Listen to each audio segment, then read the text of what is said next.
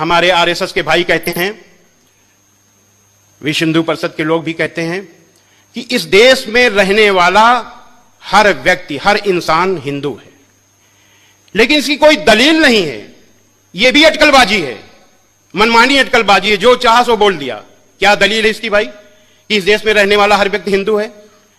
लेकिन इस बात की दलील है कि एक ईश्वर की पूजा करने वाला हर हिंदू मुसलमान है। इस्लाम की बुनियाद है ला इलाहा इल्लल्लाह, परमेश्वर के सिवा कोई पूज्य नहीं है। और यही बुनियाद सनातन वैदिक धर्म की है।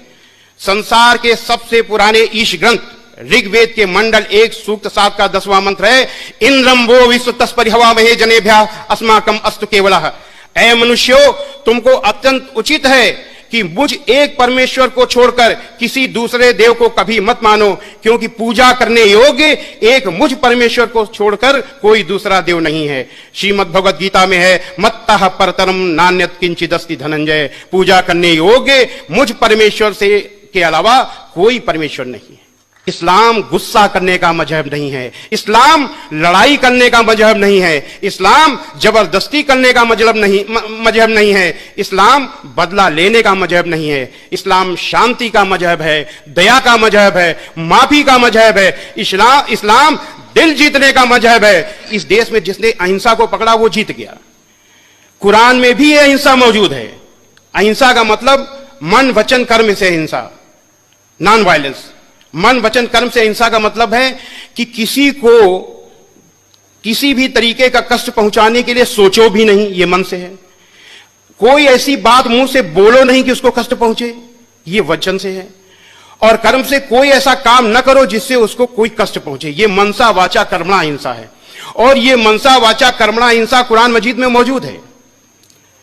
कुरान मजीद के सूरा नंबर 28 आयत नंबर 83 में है, अल्लाह का वादा है, अल्लाह वादा कर रहा है कि हम परलोक का घर यानी जन्नत का घर उन लोगों के लिए विशेष कर देंगे, खास तौर से देंगे जो धरती में जुल्म और फसाद करने का इरादा नहीं रखते, यानी जो मन में सोचते तक नहीं है, उनको हम जन्नत का घर विशेष कर देंगे। अल्लाह का वादा है।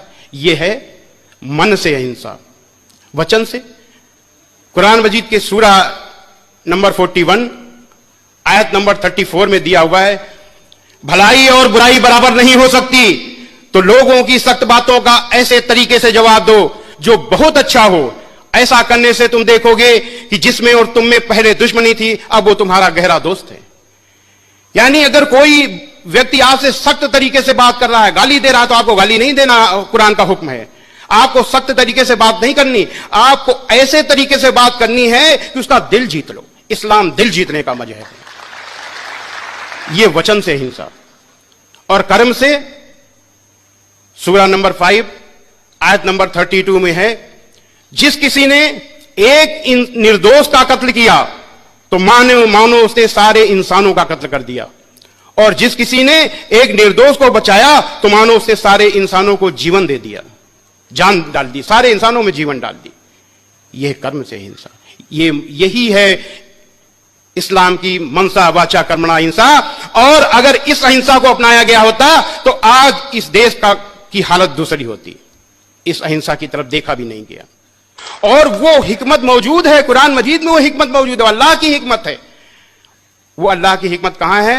सूरा नंबर 3 आयत नंबर 64 में है कि आओ एक ऐसी बात की ओर जो हमारे और तुम्हारे बीच समान है कि हम परमेश्वर के सिवा, ईश्वर के सिवा किसी की बंदगी न करें। यह अल्लाह की हुकूमत है। इस प्लेटफार्म को अगर पकड़ा गया होता तो हम कामयाब, कब का कामयाब हो चुके होते हैं, लेकिन हमने इसको नहीं पकड़ा।